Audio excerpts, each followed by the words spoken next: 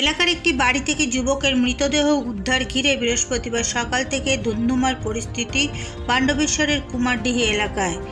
উত্তেজিত গ্রামবাসীর তাণ্ডব, এলাকায় বাড়ি, দোকান, বাইক ভাঙচুর, পুলিশ বাধা দিতে গেলে পুলিশের ওপর হামলা, উত্তেজিত গ্রামবাসীদের একাংশের ইটের আঘাতে জখম আসানসোল দুর্গাপুর পুলিশ কমিশনারেটের ডিসি পূর্ব অভিষেক গুপ্তা সহ কয়েকজন পুলিশ কর্মী। স্থানীয় সূত্রে জানা যায়, কুমারডিহি গ্রামের বাউড়িপাড়ার বাসিন্দা পল্লব বাউড়ি নামে এক যুবকের সাথে পাশে রুইদাস পাড়ার এক মহিলার সম্পর্ক ছিল। আগের দিন রাতে ওই যুবক মহিলার বাড়িতে যায়। বিষয়টি মহিলার স্বামী দেখে ফেলে এবং ওই যুবককে একটি ঘরে আটকে রেখে দেয়। বৃহস্পতিবার সকালের দিকে কুমারডিহি গ্রামের রুইদাস পাড়ার ওই ঘর থেকে যুবকের ঝুলন্ত মৃতদেহ উদ্ধারের খবর সামনে আসতেই মৃত যুবকের পরিবারের লোকেরা অভিযোগ করে পুলিশ কাউকে কিছু না জানিয়ে মৃতদেহটি নিয়ে চলে যায়।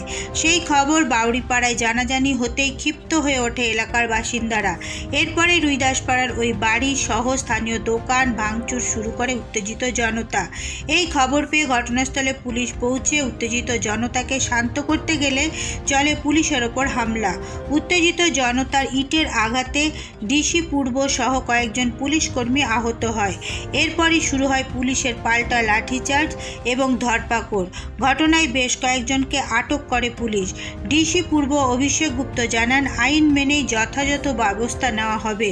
বর্তমানে পরিস্থিতি নিয়ন্ত্রণে রয়েছে। একটা মার্ডার হয়, পুলিশ এই খবর জানে, অথচ পার্টির লোকও জানে, কিন্তু এখনো পর্যন্ত বাড়ির লোক পর্যন্ত জানে না। এবার যারা মেরেছে সেটা পাবলিক জানে, ঠিক আছে, পাবলিক যদি কিছু করতে যায় পুলিশ কিছু করতে দিচ্ছে না। এইভাবে যদি পুলিশ আমাদেরকে আটকায়, পুলিশ আমাদের কাছে কখনো সম্মান পাবে না, অথচ এই গ্রামের লোকের কাছেও সম্মান পাবে না। এর আগে দুটো বাচ্চা ছেলে হারালো এই কুমারডিহি গ্রামে, তাদের তো কোনো খোঁজ পেল না। মার্ডার হয়েছে কাল রাতে 3টে থেকে পুলিশ এখানে গার্ড দিচ্ছে, এখানে সিসি ক্যামেরা আছে, সবই আছে। পুলিশ কি করছে? আপনারা কি চাইছেন এখন? আমরা চাইছি মরণে বদল মরণ, ভাই ওরা শান্তি চাই, আমরা ওদের শান্তি চাই, বাস এতটুকুই, আর আমরা কিচ্ছু চাই না। বাস হয়েছিল একটা ডেড বডি নিয়ে একটা টেনশন ছিল যে কিভাবে হয়েছে নেই হয়েছে, ওটার জন্য আমরা সব রকম পাণ্ডবেশ্বর থানার পুলিশ তদন্ত করছে সকাল থেকেই। তো সেই জন্য আমরা এটাই বোঝাচ্ছি লোকাল মানুষকেও, বারবার বোঝাচ্ছি। তো এখন অনেকজন বুঝেছে এই জিনিসটা। जो भी अभियोग আছে আমরা থানাতে কমপ্লেন্ট করে কেস করব, ইনভেস্টিগেশন হবে, তদন্ত হবে, সব একদম কতজনকে ধরা হয়েছে এখন পর্যন্ত সেটা আমি সব থানাতে গিয়ে বলবো আমরা। কিন্তু কোনো রকম উত্তেজনা এখন নেই হয়, এটা প্রথম জিনিস আমরা চাইছি।